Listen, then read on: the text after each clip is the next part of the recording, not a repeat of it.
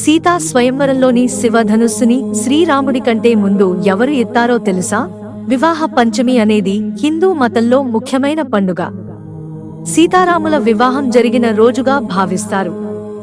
ఈ పండుగను ప్రతి సంవత్సరం మార్గశిర మాసంలోని శుక్లపక్షం 5వ రోజున జరుపుకుంటారు. ఈ రోజున సీతారాములను పూజిస్తారు. వారి పవిత్ర బంధాన్ని స్మరించుకుంటారు. ఈ పండుగ మనకు రామాయణ కాలాన్ని గుర్తు చేస్తుంది.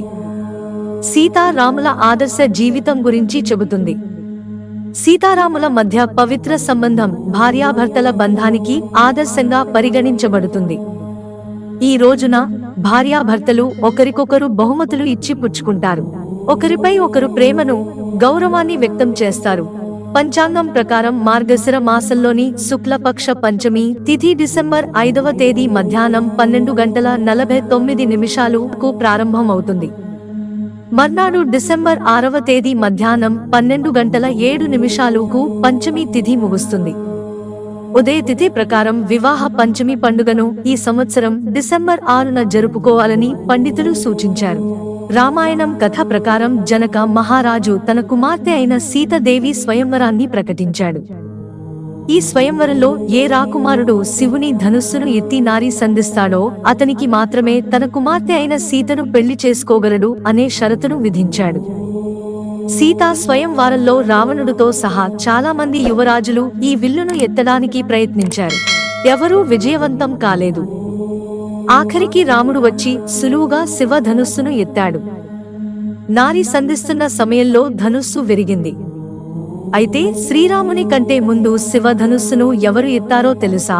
మొదట విల్లును ఎవరు తీశారు? కొన్ని పురాణ కథల ప్రకారం సీత తన బాల్యంలో ఆడుకుంటూ తన ఎడమ చేతితో శివ ధనుస్సుని ఎత్తినట్లు చెబుతారు. స్వయంవర సమయంలో సీతాదేవి ఈ ధనుస్సును ఎత్తి స్వయంవరం జరుగుతున్న భవనం వద్దకు తీసుకొచ్చిందని చెబుతారు.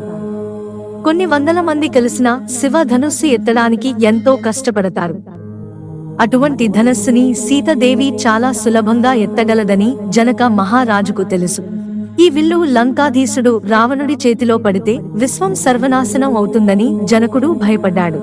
రాముడు ఈ విల్లును ఒక చేత్తో ఎత్తి అందరినీ ఆశ్చర్యపరిచాడు.